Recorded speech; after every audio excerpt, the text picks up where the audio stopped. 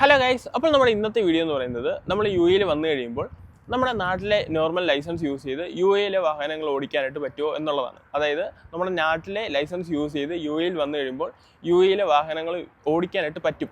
അത് എങ്ങനെയാണെന്നുള്ളതാണ് നമ്മുടെ ഇന്നത്തെ വീഡിയോ. അപ്പോൾ നമുക്ക് സമയം വേസ്റ്റ് ചെയ്യാതെ നേരെ വീഡിയോയിലോട്ട് പോകാം. അപ്പോൾ ഗൈസ്, നിങ്ങളിപ്പോൾ വിസിറ്റിംഗ് വിസയിലാണ്, അതായത് യു എയിലോ കുവൈറ്റിലോ സൗദിയിലോ അങ്ങനെയുള്ള ഏത് GCC കൺട്രീസിലാണെങ്കിലും അതുപോലെ തന്നെ ബാലൻസ് ഉള്ള 139 മറ്റ് രാജ്യങ്ങളിലാണെങ്കിലും നമ്മുടെ നാട്ടിലെ നോർമൽ ലൈസൻസ് യൂസ് ചെയ്ത് നിങ്ങൾക്ക് വാഹനം ഓടിക്കാനായിട്ട് സാധിക്കും.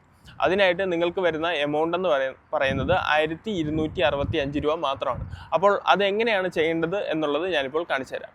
അതിനായിട്ട് നമ്മൾ ചെയ്യേണ്ട ഏക കാര്യം എന്താണെന്ന് വെച്ച് കഴിഞ്ഞാൽ, നമ്മളെ കേരള RTO ഓഫീസിൽ നിന്ന് തന്നെ നമുക്ക് ഇൻ്റർനാഷണൽ ഡ്രൈവിംഗ് ലൈസൻസ് അഥവാ ഇൻ്റർനാഷണൽ ഡ്രൈവിംഗ് പെർമിറ്റ് കിട്ടും.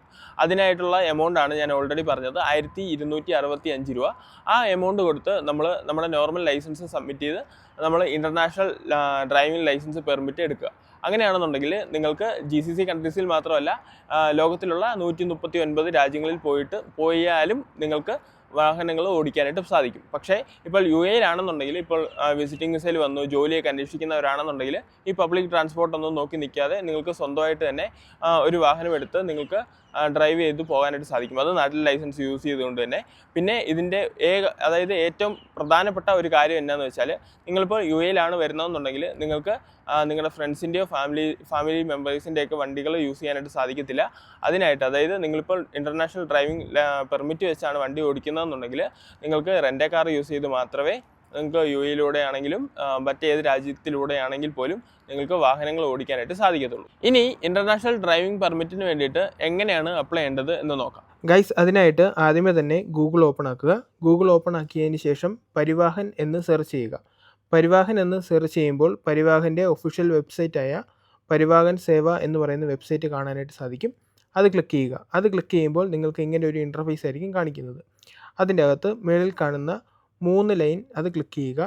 3 ലൈൻ ക്ലിക്ക് ചെയ്യുമ്പോൾ നമുക്ക് ഇങ്ങനെ ഒരു ഓപ്ഷൻ കാണിക്കും. അതിൻ്റെ അകത്ത് നിന്നും ഡ്രൈവിംഗ് ലൈസൻസ് റിലേറ്റഡ് സർവീസ് എന്ന് പറയുന്ന ഓപ്ഷൻ ക്ലിക്ക് ചെയ്യുക. അത് ക്ലിക്ക് ചെയ്യുമ്പോൾ നമുക്ക് നെക്സ്റ്റ് പേജിലേക്ക് പോകുന്നതായിട്ട് കാണാൻ സാധിക്കും.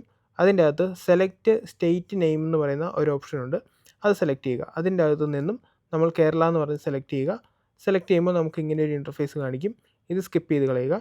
ഇതിന് താഴെയായിട്ട് നമുക്ക് കുറേയധികം ഓപ്ഷൻസ് കാണാനായിട്ട് സാധിക്കും. ഇതിൽ നിന്ന് നമുക്ക് വേണ്ട ഓപ്ഷൻ എന്ന് പറയുന്നത് apply for international driving licence permit എന്ന് പറയുന്ന ഓപ്ഷനാണ്. അത് ക്ലിക്ക് ചെയ്തതിന് ശേഷം ഇങ്ങനെ ഒരു ഓപ്ഷൻ ആയിരിക്കും കാണാനായിട്ട് സാധിക്കുന്നത്. ഇവിടെ താഴെയായിട്ട് കണ്ടിന്യൂ എന്ന് പറയുന്ന ഒരു ഓപ്ഷൻ ഉണ്ട്. അതായത് ഈ ഡീറ്റെയിൽസ് എല്ലാം വായിച്ച് നോക്കിയതിന് ശേഷം കണ്ടിന്യൂ എന്ന് പറയുന്ന ഓപ്ഷൻ ക്ലിക്ക് ചെയ്യുക.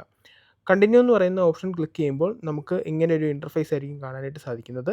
ഇവിടെയായിട്ട് driving licence number, date of birth, പിന്നെ ക്യാപ്ചയും കൂടെ എൻ്റർ ചെയ്തതിന് ശേഷം നമ്മുടെ പാസ്പോർട്ട് ഡീറ്റെയിൽസും വിസ നമ്പരും ബാക്കിയുള്ള ഡീറ്റെയിൽസും കൂടെ ഫില്ല് ചെയ്തതിന് ശേഷം പേയ്മെൻറ്റും കൂടെ ചെയ്യുക. പേയ്മെൻറ്റും കൂടെ ചെയ്ത് കഴിഞ്ഞാൽ നമ്മുടെ ഡ്രൈവിംഗ് ലൈസൻസിന് വേണ്ടിയുള്ള ആപ്ലിക്കേഷൻ കംപ്ലീറ്റ് ആവുന്നതായിരിക്കും. അപ്പോൾ ഗൈസ്, ഇൻ്റർനാഷണൽ ഡ്രൈവിംഗ് പെർമിറ്റ് എങ്ങനെയാണ് അപ്ലൈ ചെയ്യേണ്ടത്, എങ്ങനെയാണ് അത് ലഭിക്കുന്നത് എന്നുള്ളതെല്ലാം നിങ്ങൾക്ക് ഡീറ്റെയിൽ ആയിട്ട് തന്നെ മനസ്സിലായെന്ന് ഞാൻ വിചാരിക്കുന്നു. അപ്പോൾ ഇതിൻ്റെ അകത്ത് നോട്ടീസ് ചെയ്യേണ്ട രണ്ട് കാര്യങ്ങളാണുള്ളത്. ഒന്നെന്ന് പറയുന്നത്, നമുക്ക് റെൻ്റ് കാറുകൾ മാത്രമേ യൂസ് ചെയ്യാനായിട്ട് സാധിക്കത്തുള്ളൂ. രണ്ടെന്ന് പറയുന്നത്, നമ്മുടെ ഈ ഇൻ്റർനാഷണൽ ഡ്രൈവിംഗ് പെർമിറ്റിന് ഒരേ ഒരു വർഷം മാത്രമേ വാലിഡിറ്റി ഉണ്ടാകത്തുള്ളൂ. അപ്പോൾ ഈ ഒരു വർഷത്തിന് ശേഷം നമ്മൾ വീണ്ടും ഇത് പുതുക്കേണ്ടതായിട്ട് വരും. അത് എപ്പോഴും മനസ്സിൽ വെച്ചിരിക്കുക. അതുപോലെ തന്നെ ഇപ്പോൾ യു എയിലാണെങ്കിലും മറ്റേത് രാജ്യത്താണെങ്കിലും ഇന്ത്യൻ ലൈസൻസ് കയ്യിലുണ്ടായിട്ടും വണ്ടി ഓടിക്കാൻ നടക്കുന്ന നിങ്ങളുടെ ചങ്സിന് വേണ്ടിയിട്ട് ഈ വീഡിയോ ഒന്ന് ഷെയർ ചെയ്ത് കൊടുക്കുക. അപ്പോൾ ശരി ഗൈസ്, നമുക്കിനി അടുത്ത വീഡിയോയിൽ കാണാം. അടുത്ത വീഡിയോയിൽ കാണുന്നവരെ ബൈ.